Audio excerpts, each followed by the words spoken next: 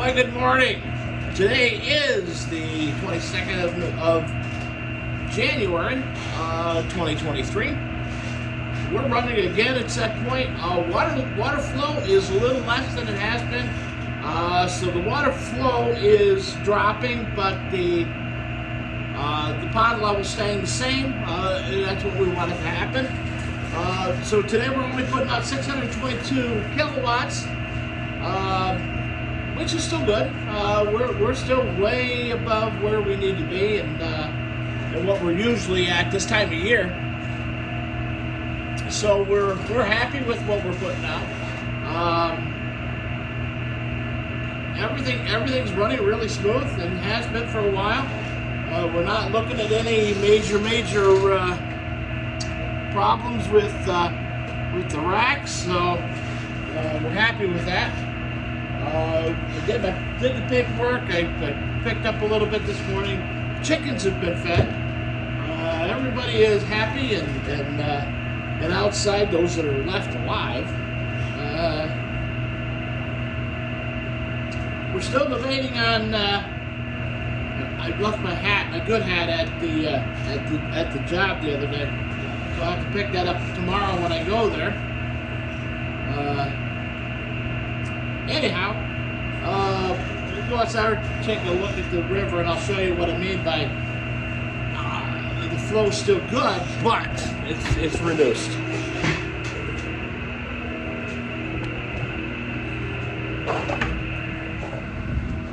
Trying to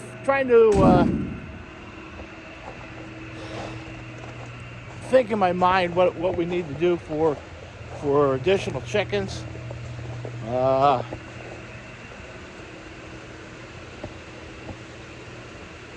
At this point, I'm just looking at some tracks. It looks like squirrel tracks coming through. I always look for predator tracks just in case.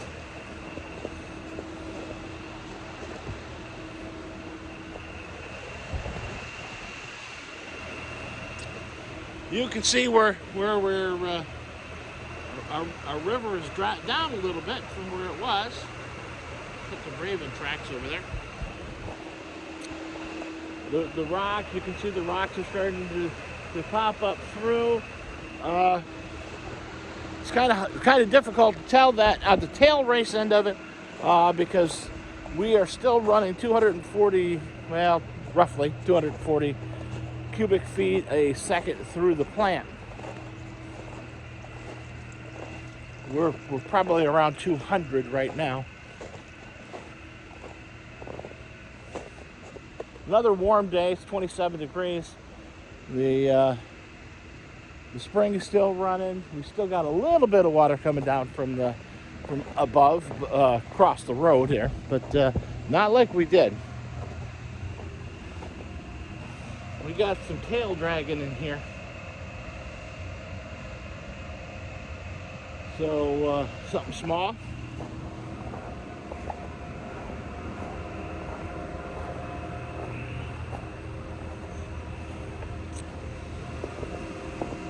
Of course, it might not be tail dragging at all because I drug the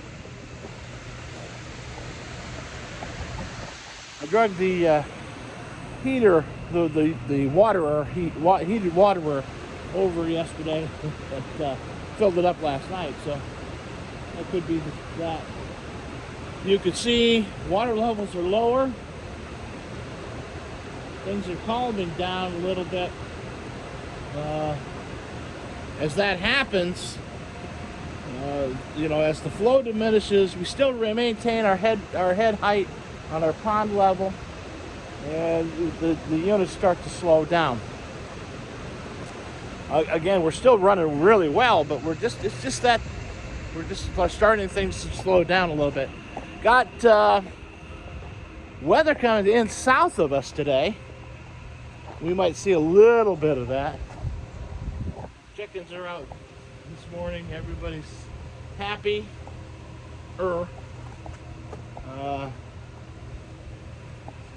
In the water last night, I did put some a little bit of apple cider vinegar, organic apple cider vinegar. Now these tracks go all the way over here. So it's something small migrating through, or this is where they came to and turned around, trying to figure out how to get into the chicken coop. There's no track. I don't see. Well, there are some tracks right up to it.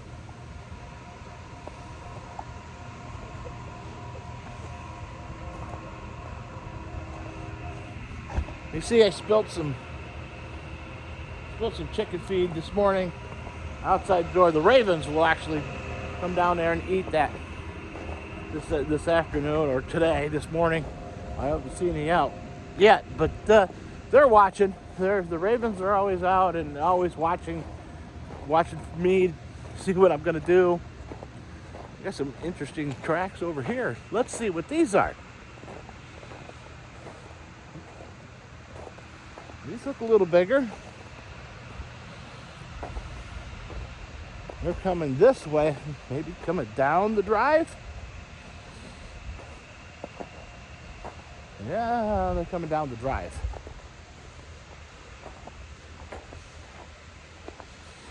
So it's amazing what you see. They're coming across here.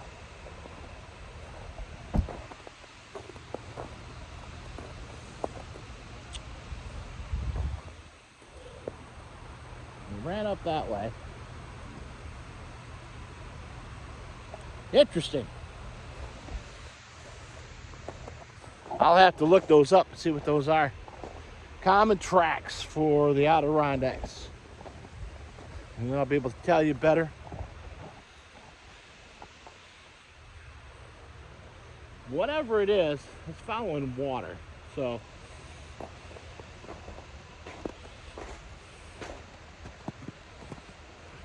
went down there and got a drink, maybe. Up there. Come around, and who knows? We'll check it out and find out what it is. But you know, it's we take it as a predator because predators eat chicken. Everything eats chicken. It's definitely a four-legged creature that's wandering around. I mean, our trail is going out this way. You can see the tracks there.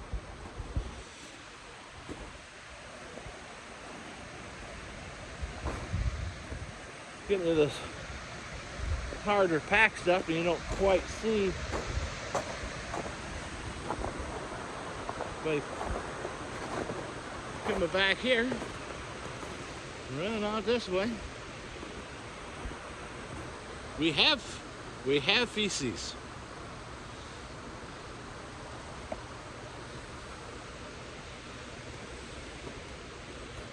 Whatever it was, they decided to run. So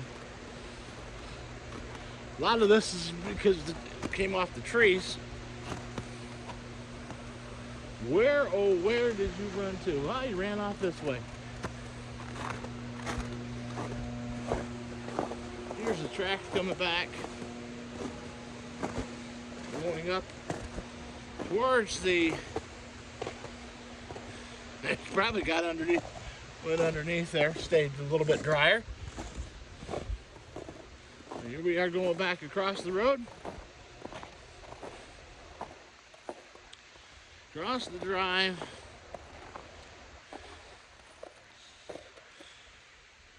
Made a quick loop around here.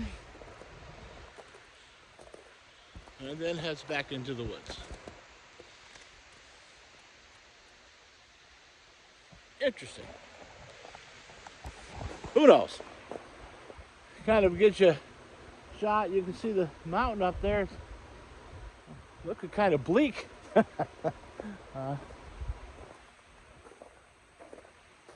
Generally, that's green.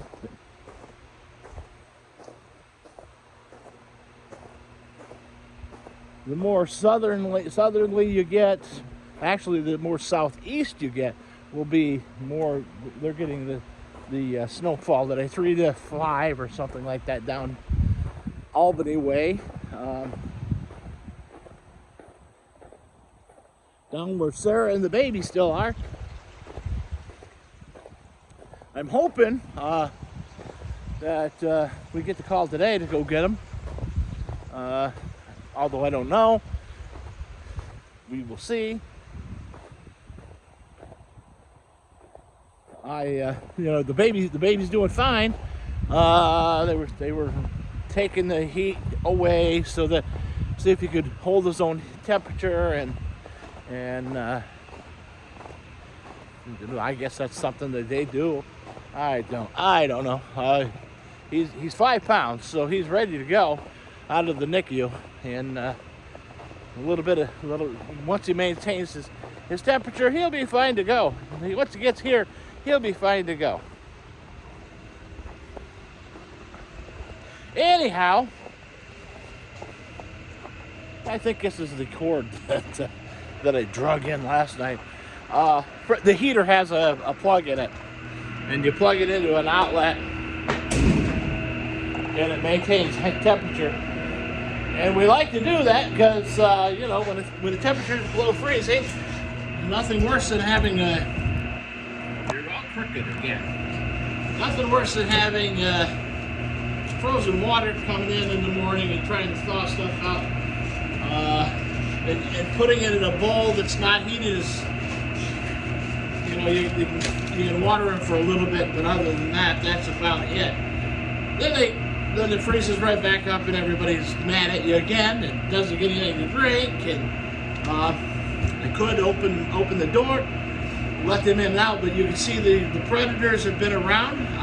Generally, they don't bother everybody here. It is winter, so things aren't as easy to catch. The deer are out. Donna hit one with her car. About every night you hear somebody hitting one with a car. Nobody likes to hit them with a car, but it happens quite often up here. I've hit them with car. I hit them so hard with my car I thought it totaled the car. The insurance company, even though it has almost 250,000 miles, fixed it. And it was over $3,000 for the damage. But they said that it was basically due to the economy. The things are so expensive. It's worth it. It's more better for them to fix them than try to total it, because total it, they got to give you what the value of the vehicle is at the time, and that's at that time 2012 Toyota RAV4 with 245,000 miles was still worth about $7,000 to $8,000. So I couldn't believe it, but they just fixed it, and I don't care because the car runs great. Tomorrow it gets some new tires in the back, which it needs. The tires actually sit in the back set like this because I've run it so overloaded for so long that things are just wore out. Estimate for repair of the springs, to put new springs in it. New springs, new shocks was well over $700. I could buy tires for $150 a piece, and get 30,000 miles out of it, 40,000 miles out before it starts to wear them weird.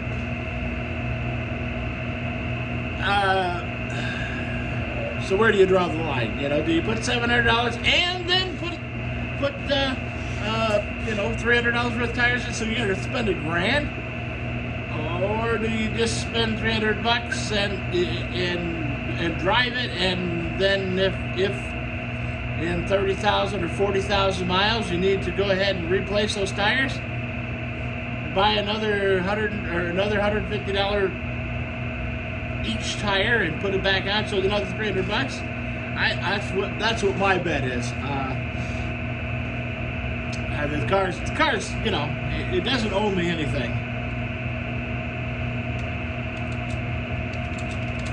So, I asked about putting a airlift kit in it, you know, airbags under in the springs, and they just laughed.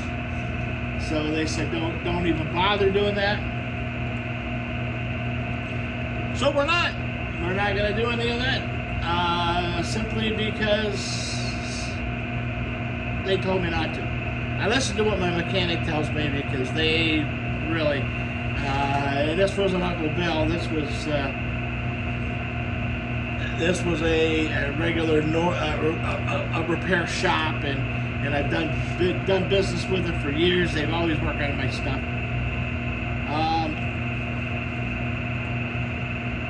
I do that. I work with them simply because you know, I know them.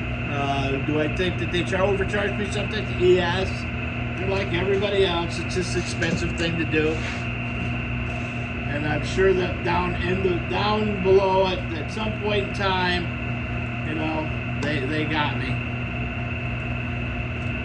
What do?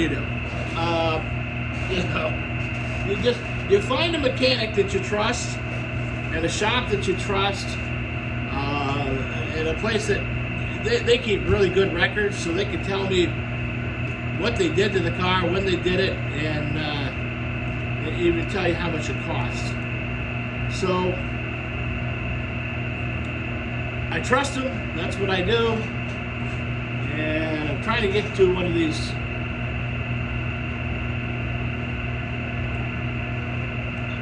There we go. Let's see. I can get it to my Flintstone Age internet server is not doing a very good job at this point.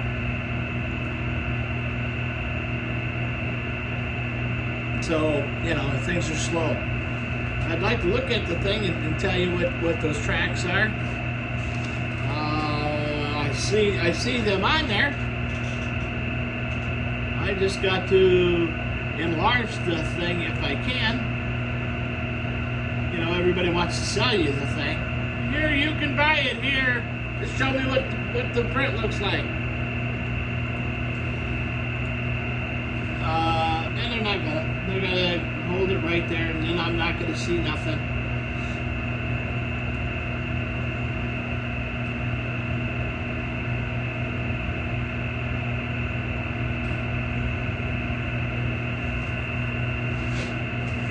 Anyways,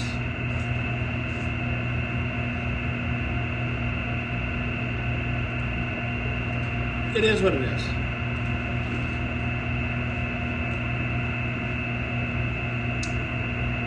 So, yesterday we went down, we took Donna down to pick her rental car up.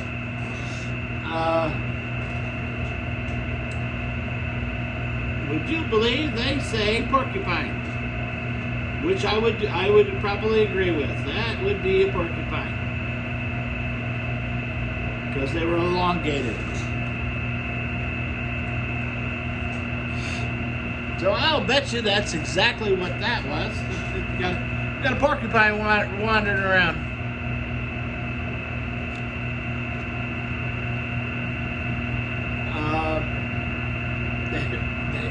They come and go all the time.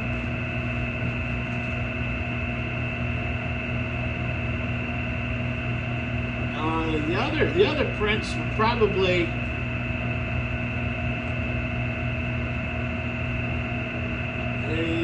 yeah, they're not really gonna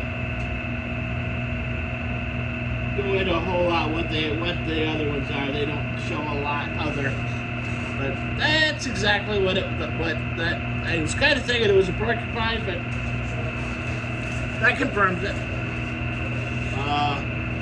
We have lots of those around here. They get hit all the time on the road. Sometimes if you hit one with a porcupine, you'll actually get a quill stuck in your tire and it'll give you a flat tire. Sometimes you can have those patched, sometimes you can't. Generally, it's just one of those you do what you do.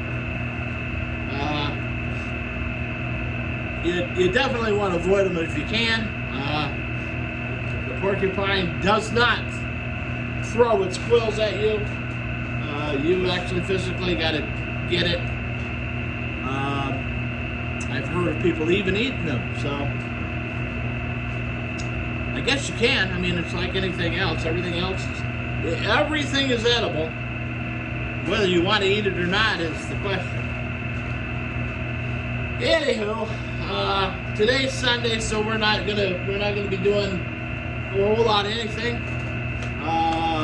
Like I said, hopefully I get the call from Sarah. We go down and pick her up today. I screwed up big time. I planned on everybody being around on Tuesday to do the floor, do the radiant heat, run the tubing, and I completely forgot I have a cardiology appointment at 9:30 in the morning. And it's the follow-up to my ablation, so it's kind of important to go to that. So definitely want to go get checked out and find out. Usually I'm in and out, but it's going to screw up the entire day because it's down in Amsterdam. It's hour down, hour back, and be there at the doctor's office for an hour. So, and it's at 9:30 in the morning, so that means by noon, 12:30, we'll be possibly on our way back, or possibly be back. Generally, that kind of ruins the entire day, so that really screws me up. But we're going to try to do everything as much as possible tomorrow morning and hit it hard. And hopefully things will go smooth, and we'll see. We'll work at it. We'll work hard at it and try. I want to have at least by the end of this week have things up and running. If I have to push everything back a day, I don't really know. I can't do it Friday because Friday I have a jury duty, grand jury duty. So this kind of screws up my week. So we'll just try to fix it up. Still got to get in and do that septic. But if I can do that in the morning and get that routed out, and then go from there to get that done, go back and work on the boiler, and I'm not going to take any other work on. Thursday I'm going to try to work on the generator, where we're going to pull everything out, put everything back.